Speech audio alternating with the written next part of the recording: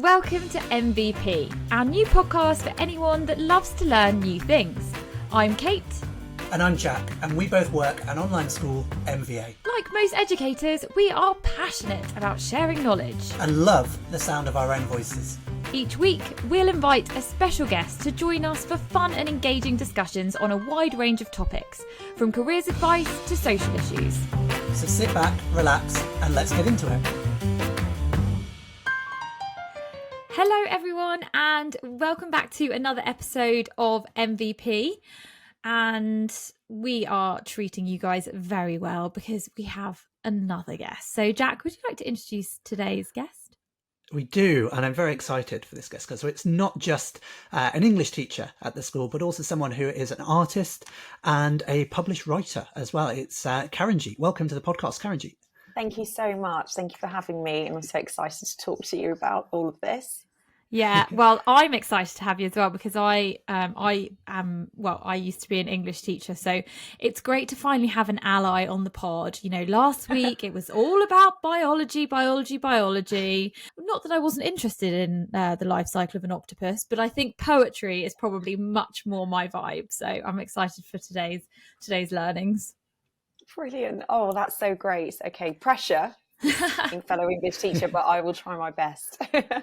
Yeah, I feel like I'm going to be outnumbered here today being a scientist. And so maybe fairly quiet for this podcast, but we'll see. I'll be learning a lot either way, I think. So what are you going to be teaching us about today, Karanjeet?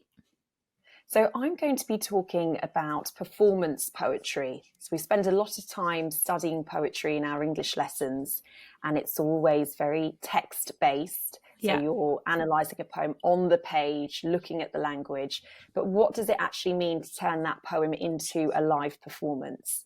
And I know that there's quite a few students at Minerva that are into performance and, you know, theatrics too. So this might be interesting for them. So what actually is sort of performance poetry and how does it differ from the poetry that we all know and recognise? Yeah, so performance poetry goes back to the original beginnings of the poem, which is the idea that the poem is to be sung, and it's meant to be accompanied by music, for example, or the voice articulates it in such a way that it sounds like a song. So performance poetry is taking it back to those roots and thinking about how you use your voice, its tone, how you use stress, to emphasize keywords, to bring musicality to the way that you speak. That's one aspect of it. Another aspect, which I'm particularly interested in, is thinking about performance poetry in the context of theatre. So how you might use costume, how you might use choreography, position yourself on the stage or wherever it is that you're reciting these words, to bring a bit of drama to the performance. So it brings in lots of different aspects from other disciplines as well. So music, theatre, some performance poets work with art as well. They might have a painting as the backdrop to their piece. They might make a series of objects that they perform with. So I love it because as I love English, I'm an English teacher, but I'm also really interested in art, film, theatre. So it's a way to bring all your interests together. It sounds so dynamic. A lot more than maybe the sort of traditional student view of like, oh, I've got another poem I need to memorise. And, that's right. You know, and I'm like underlining this word and this is a metaphor. Yeah. And, you know, it just feels, even when you're talking about it, your eyes are lit up, excited by it. So it's really inspiring. How did you first come to love this or sort of get involved with this sort of thing? I think it started from studying drama at school. So I studied drama up until year 10, and I just loved it. And the school that I was in, you had to pick either art or drama. I couldn't do the two strands together. So I then went down the art route, but I loved the performance side. So I just keep practicing on my own in my bedroom. So whenever we'd get set a poem in English, I would just practice reading it out loud, thinking of different ways that I could stress certain words. I'd get cousins and friends to act as an audience. I mean, I'd bore them tirelessly. I think they had better things to do in their summer holidays. But just, I had a little group that I would perform to. So yeah, it started from when I was at secondary school. I suppose it's a really interesting way to look at a poem as well, because it's to me, the words on the paper are very two-dimensional, but if you're then performing it and, like you say, putting different stresses on different areas of it, it becomes more 3D and actually probably tells the story of the poem that little bit better. Yes, that's right. Because often these poems, they especially the longer ones, they're narrative poems. So the year nines at Minerva have been studying The Raven by Edgar Allan Poe. So that's a narrative poem. And we've been trying to turn that poem into a graphic novel. And so I wonder, if we were to turn that into a theatrical piece or a performance piece, what would we bring to it? What would it enhance with regards to the original text? There's so many possibilities.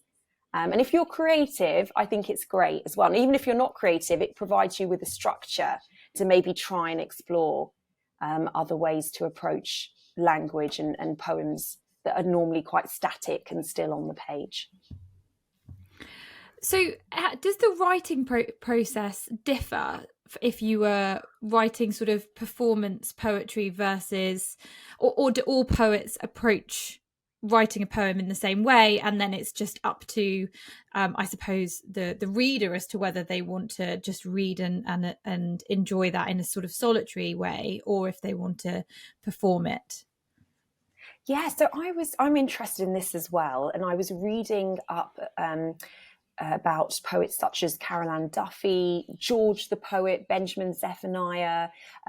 These poets also class themselves as performance poets, or they have been performing in those contexts. And they all say that they write the poem as it comes to them. So if they've been inspired by a particular situation, they'll just write as one would normally on paper, and I do the same.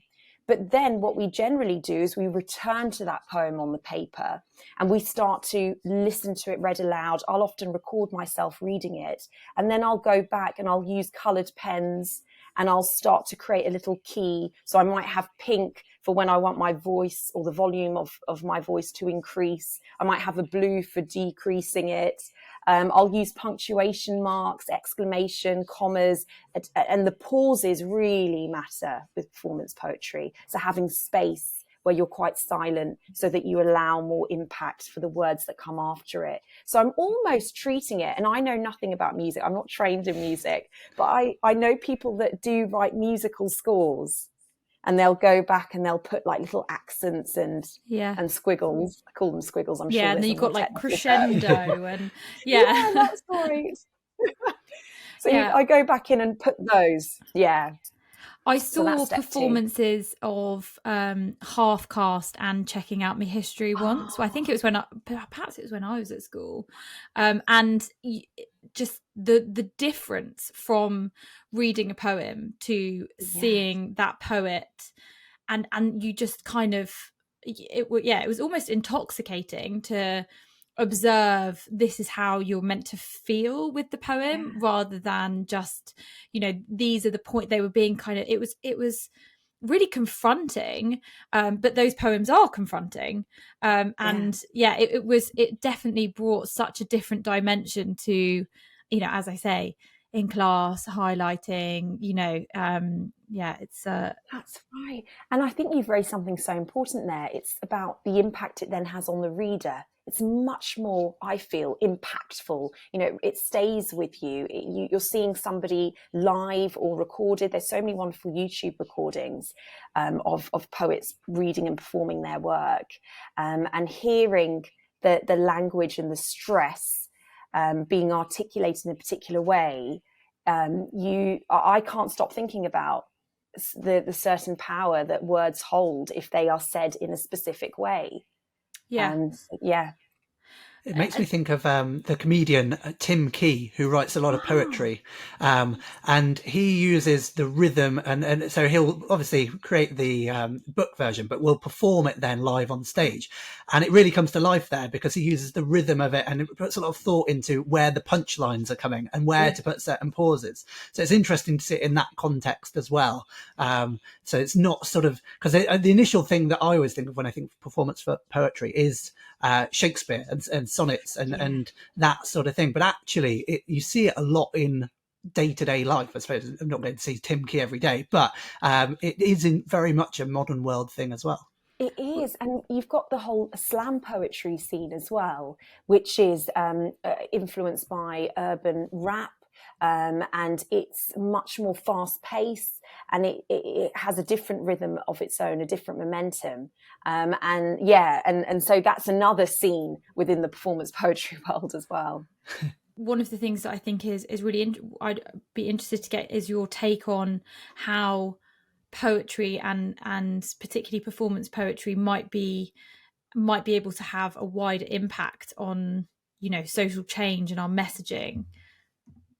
Yeah, absolutely. I think definitely with poets like, for example, Kay Tempest, who's really big and who I'd recommend students to start with. They write poetry about political and social issues that are affecting us today. There's a lot of poets concerned with like climate emergency and the impact that we're having on our environment. And so their poems are really this rallying call for us all to come together and take care of our planet. And so poems can be a form of political protest as well. They can be a great way of releasing your feelings and emotions about any situation. It doesn't have to be what's going on in the public world, but it could be what you're going through personally as well. And if you feel able to, if you're able to share that with people, it creates this common group, and this community is formed where we can come together and perhaps then start to have those conversations about how we might move forwards from this. Yeah, that's really interesting. Now, I kind of want to go back a little bit, because I know that you've had a really interesting career, and you know, you've been involved. You sort of mentioned that you teach English, but I think there's probably a few more strings to your bow. Like, would you mind kind of sharing with us some of the work that you've done and perhaps talking us through that journey a little bit? Yeah, of course, but do stop me if I go on too long. I'll cut it all out in post. So I started off teaching English, and I'm still doing that, which I love. And that's what got me into poetry initially. And then I've also done some teaching of art too over the years. And I'm still carrying that on now. And outside of that, I've been trying to find space and time to write. So I've been producing lots of poems, but it's taken me, I started writing poetry seriously when I was 17 years old. And that's when I started to perform what I was writing as well. But it's taken me 17 years to finally get something published in print. So it's been a long old go. I don't think it takes people that long. That's normally. Patient. I think it was more, I just didn't think the work was good enough. And I had a lot of those obstacles to overcome, and self-belief. And then eventually, as I got more and more confident, I think the teaching really helped. So as I became more confident as a teacher, I thought, oh, actually, I think these poems might have something. And that's when I started to approach publishers. And then I've got 2 publications now, and a third one that's out later. It is 2023, isn't it? Yeah, later this year. So that's great. And I always think of it as buses. You know, you have nothing, and then suddenly you might get 2 or 3 turning up at the same time. So that's how I'd sort of summarize my poetry career. But the other aspect is definitely the performance. And I've really been trying to push my performance. So I've performed at a lot of art galleries now, because it crosses over, because I make costumes that I perform in, and I make objects to accompany my poems. It's fallen into this in between. It's not just libraries that I'm reading in now. It's more galleries, because they're interested in the objects and materials that I'm working with. And so this year so last year, at the end of last year, I was performing at the Barbican Art Gallery in London, which was really exciting because that's the biggest audience I've had. And I've also performed at the Arnold Feeney in Bristol. In Edinburgh, there's a fruit market gallery, which is brilliant. And I've been lucky enough to be invited there. And then there's a couple of galleries in Paris, which was really exciting. Very nice. That was they were lovely trips, actually. And there's something about when I was in France, the audiences are very interested in what you've written and they come up to you. So it was really nice to have lots of conversations about the work, because sometimes audiences can be a bit shy and you leave the room at the end of the night and you think, oh God, I don't know if that went down very well. I'm not sure anybody liked it. I think a lot of people feel a little bit like, oh, I don't want to bother them. You know, they probably, you know, they don't want to be accosted after a performance. But actually, I suppose, you know, for you, the whole purpose of this was to make an impact and to inspire, challenge, you know, for this audience to enjoy what you've done. So them coming up to you and saying or asking questions or, you know, expressing how they felt, I imagine is a really positive thing, and that kind of gives you that validation for that performance.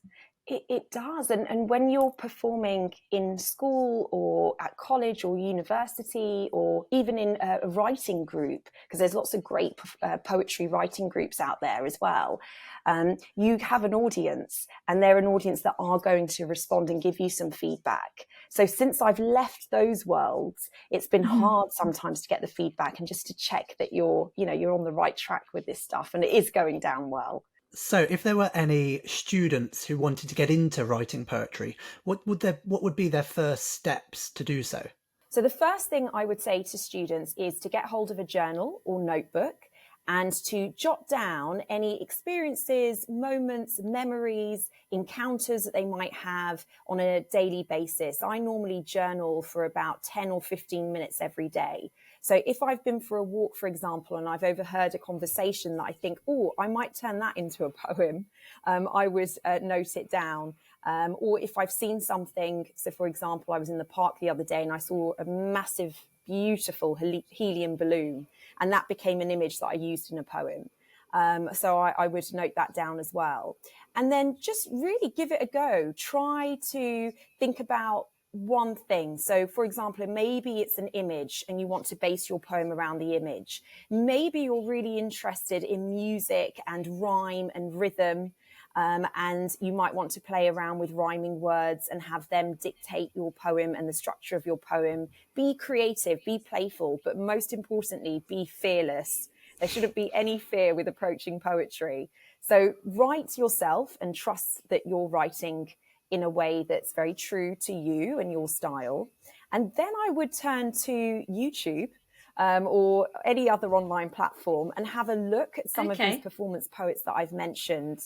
And see how they are articulating their work, both in written and verbal form too. So they would be my go-tos, first of all. Fantastic. And then should a student want to take what they've written and then go and perform it somewhere, are there any places where they should look to first to see where those opportunities might be? Absolutely. So if you have a look online for slam poetry events, they do lots aimed at students under 16 years, and then they have 16 to 18. And these run internationally and nationally. So it doesn't matter where you are in the world. You can sign up to their newsletter and they will release dates for call outs for submissions for poems.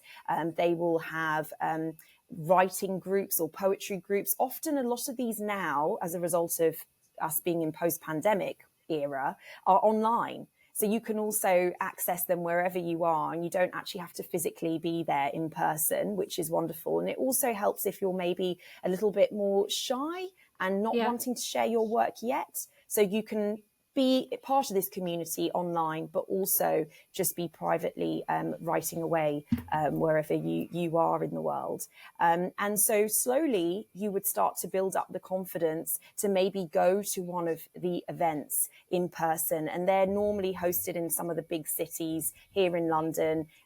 Glasgow, Edinburgh, Manchester. I know all the UK-based ones, Sheffield. I mean, with our students and where they are, I'm sure there's going to be a city near you where they will be hosting a slam poetry event. So I would just have a look online, Slam Poetry UK, and then there's newsletters and events there for you to tune into as a starting point. Brilliant. Fantastic. I mean, you can tell what it means to you, which I think is really, really nice, really kind of inspiring. And I'm sure there's lots of people out there. It's just such a brilliant form of expression. And we all have these emotions that fill our heads and cloud us sometimes. And I think finding whatever way that is that you're able to express that is only ever going to be a really positive thing. Now we're going to move over quite drastically to something different now, because we do this feature every week. It's called Teacher Liar Pants on Fire. And I am going to read to you and Jack 3 headlines / facts. 2 of these things, they're all a little bit wacky and out there. 2 of these things are true, and 1 of them is false that I have just slipped in there to try and trick you guys. So I'm going to read them out now, and then you two need to determine which of these are untrue. So I'm going to have to perform and make it seem like all 3 of them are true, so you can't read all over my face which one I've made up. So the first one: women jailed for poisoning doppelganger with cheesecake. That is the first. There's a lot to unpack in just that one alone. Yeah. Yeah. 1,500 Kyles travel to Kyle for the world's biggest gathering of people called Kyle. Oh, that is please number be 2. true. Yes. Yeah. And the third one: Mayor of Woking declares June the 2nd an annual pajama day for their dress code. Oh, wonderful. I'm moving to Woking. So you've got 3 there. You've got the women jailed for poisoning her doppelganger with a cheesecake. You've got the 1,500 Kyles travelling to Kyle to celebrate Kyle, gather together as Kyle. And you've got the Mayor of Woking making pajama day a thing.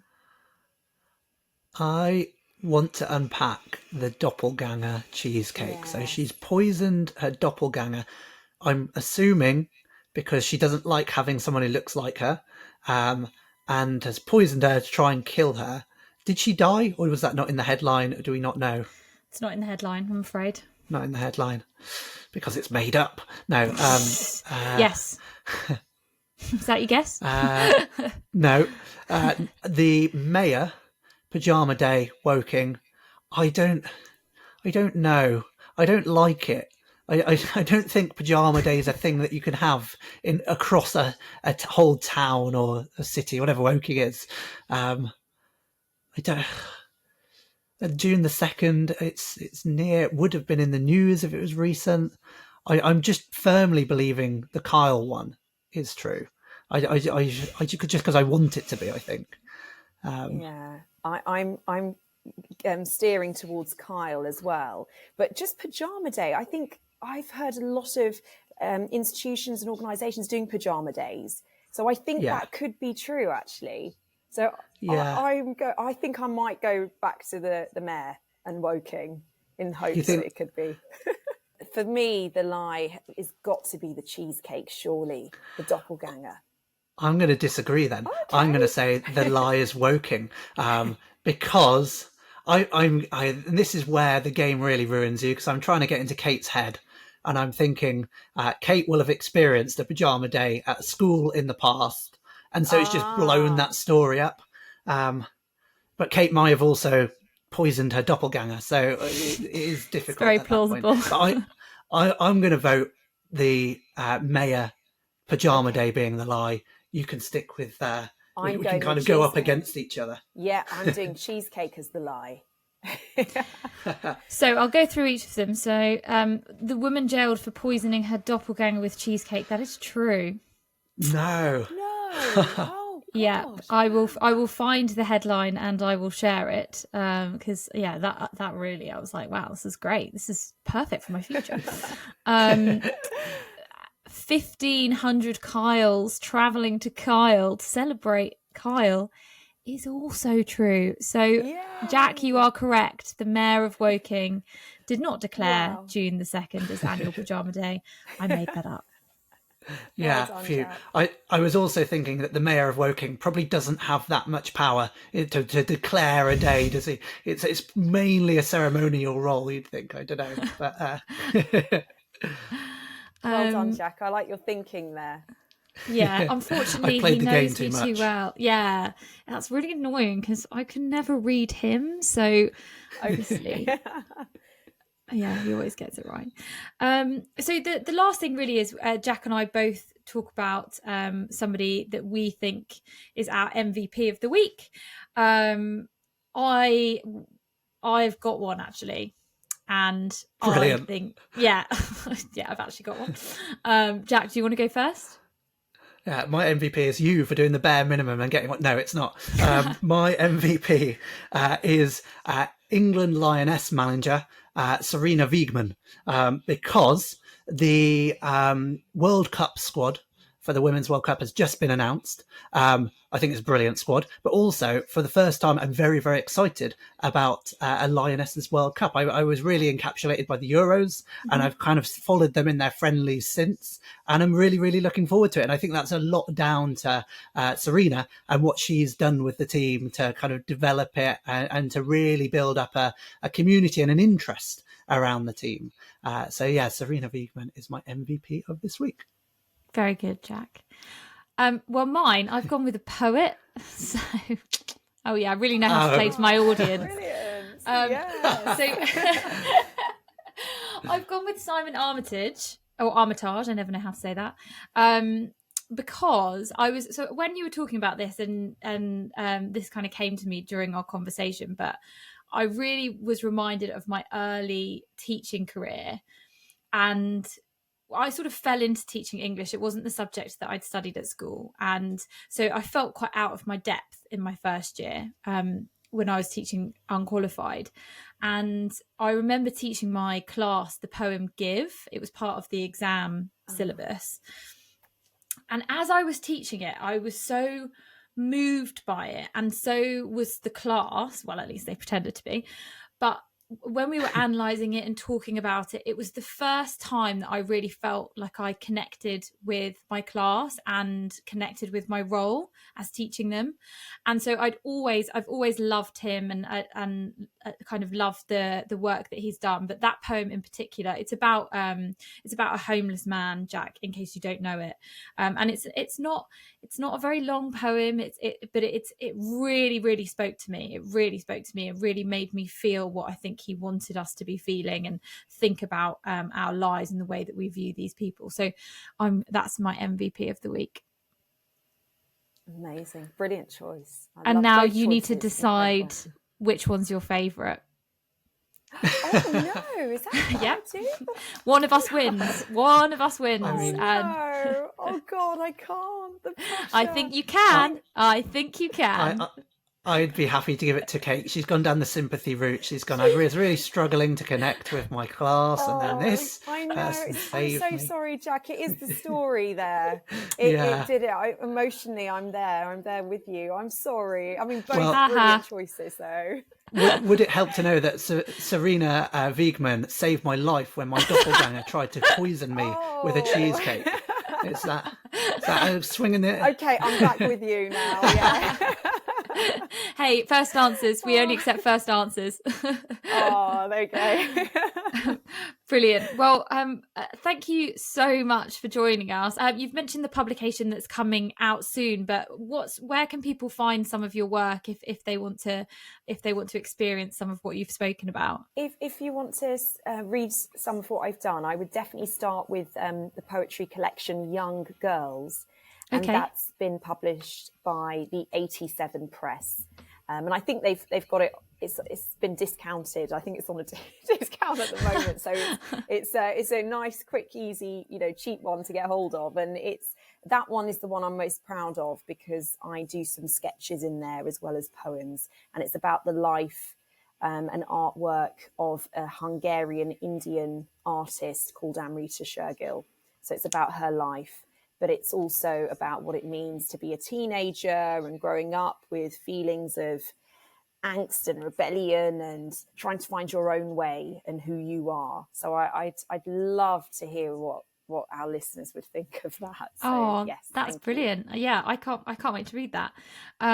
Well, so for those listening at home, as always, you can get in touch with us by emailing in podcast@minervavirtual.com, whether that's feedback from this episode or more questions or suggested topics, whatever that is that you want to talk to us about, please do get in touch. And you can, as always, follow MVA's journey on our socials @MinervaVirtual.